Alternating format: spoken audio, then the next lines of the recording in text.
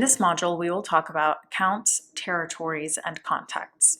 Let's start by defining an account. An account is an organization or company that already exists in our Salesforce database. New companies can be created as leads, which we'll talk through in another module. So if you look up a company and it doesn't show up, that means it is not an account in Salesforce. Let's take a look at an account, and I'm going to search for 3M, but you can follow along by looking up any other company in Salesforce. You'll notice that every account has a Details tab, a News tab, and many related objects that all provide useful information to you. The News tab pulls information from the internet so you can quickly see current events for the specific company. The related objects are contacts, opportunities, payments, notes and attachments, and other things like that. You can click into any of these objects to learn about the account history. Now, let's spend some time looking at the Details tab. We obviously have the account name listed on the top left. You'll also see the address, website, company phone number, and other information regarding the account. The Account Type field tells you what type of account it is. The accounts can be customers, partners, meaning they are corporate partners of our institute. They also have a special key account team assigned to them. Partner prospects. These accounts also have a key account team assigned to them and are being considered for partnership. If the account type says partner or partner prospect, you can't contact them. All partner accounts and partner prospect accounts are off limit to PES students unless they have been approved for an account application. We'll talk a little bit more about this in a later module. And lastly, we have the Do Not Assign accounts. Accounts that we have in Salesforce but do not want to do business with for one reason or another.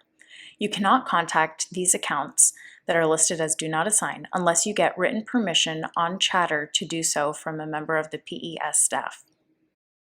Another very important field on the Account Details tab is Account Site CRM or Account Site SM.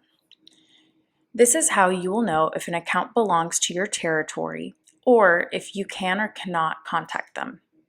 If the account site field is blank, has a 0 or a dash, you can contact this account, assuming a classmate didn't beat you to it. To claim an unassigned account, any student can create an opportunity and log their first activity, which we'll teach you how to do in the next 2 modules. If the account site field has a letter or number, that is the team that it belongs to. You will need to split or trade the account before contacting any of the contacts in the account. Now let's segue for a little bit to talk about splitting and trading accounts in your territories. Before you begin, you must search for and confirm that an account belongs to you or your team. Your team leader will evenly distribute the team's accounts amongst you and your teammates. The accounts that belong to you are the only ones that you can trade or split. A very important note, splits and trades do not apply to any partner or partner prospect accounts. Only territory and claimable accounts can be split or traded for. When it comes to splitting, you cannot share credit for a sale and you cannot sell together. Instead, you will both be allowed to create separate opportunities and sell to different individuals in the same organization. If one student makes a sale, that is the only student who will receive credit for the deal. To gain approval for a split, one of the students in the deal must write out a Chatter post stating that they have agreed to splitting an account and tag the members of staff that are associated with your class. Once the other student in the transaction approves the post by liking or commenting, you must then wait for the staff member to also like or comment to approve the split. This will allow us to go back and search for this agreement if there are any later disputes. Failure to gain the proper approval will result in your loss of the sale. To complete the split, each student must create an opportunity under their account, and from there, they can carry on with their transactions. Trading is a little different in that you will switch accounts with another CRM student or DSM student, and you will no longer have access to the account. As was the case with splitting, you and the other classmate will have to go to Chatter, noting which accounts are being traded, and once we see approval and acceptance from both students, the associated staff member will comment or like to approve the transaction. To complete a trade, each student must create an opportunity under the newly acquired account. Once you've traded, you can no longer claim any access to the account you gave up. I would recommend here that you and your classmates try to make even trades, meaning a hot account for a hot account, or base it on the probability of closing. Another note I want to make here is that this should be a friendly and competitive environment.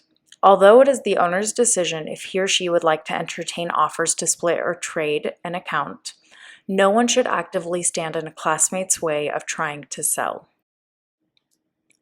Now that we are done with the Details tab on the account page, let's talk about contacts. Contacts are the individuals associated with your accounts. Contacts must be related to an account, meaning that any person in Salesforce has to have a company associated with it.